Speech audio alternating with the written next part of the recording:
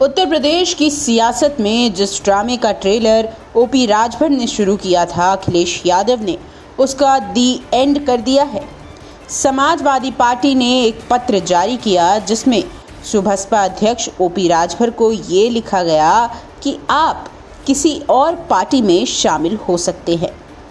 ओम प्रकाश राजभर अखिलेश यादव से कई दिनों से तलाक मांग रहे थे, लेकिन फिर कल अखिलेश यादव ने इन सभी चीज़ों का अंत कर दिया है। इसके बाद ओपी राजभर का भी एक बयान आया जिसमें उन्होंने ये कहा कि उन्हें भी ये तलाक मंजूर है।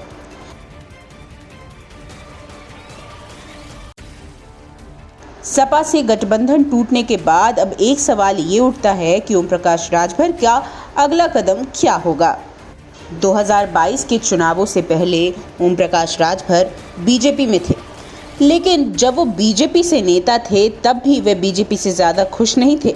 उसके बाद उन्होंने समाजवादी पार्टी में अपनी एंट्री की, लेकिन समाजवादी पार्टी में रहते हुए भी वे बीजेपी की ही पैरवी करते थे।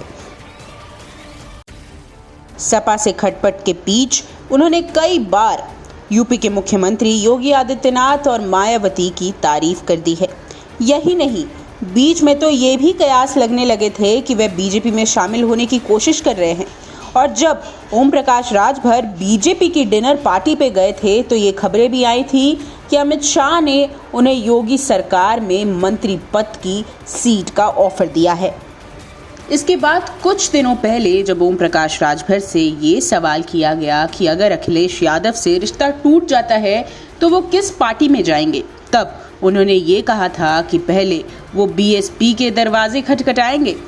आपको बता दें कि बीएसपी यूपी में एक दलित पार्टी मानी जाती है और ओम प्रकाश राजभर खुद को पिछड़ी वर्ग की जाति का नेता बताते हैं। ओपी राजभर ने कहा कि पूर्वांचल में उनकी पार्टी का मजबूत संगठन है। इसके साथ ही उन्होंने दावा किया है कि अगर बसपा के साथ उनके समाज का वोटर जुड़ जाएगा तो बसपा और मजबूत होकर उभरेगी। राजनीतिक गलियारों में ओपी राजभर को थाली का बैंगन कहा जाता है, जो कभी अपने शब्दों पर खड़े नहीं उतरते हैं। जब भाजपा में थे तो भाजपा की ही आलोचना करते थे। इसके बाद सपा में शामिल हुए, फिर अखिलेश यादव व समाजवादी पार्टी के बारे में आए दिन टिप्पणियां देने लगे। उसके बाद ये संकेत देने लगे कि शायद वो भाजपा में शामिल हो सकते हैं। इसके बाद जब समाजवादी पार्टी ने सामने से उन्हें तलाक देने की बात की तो ओम प्रकाश राजभर फिर पलट गए और अब उन्होंने कहा कि वे बीएसपी का दरवाज़ा खटखटाने वाले हैं।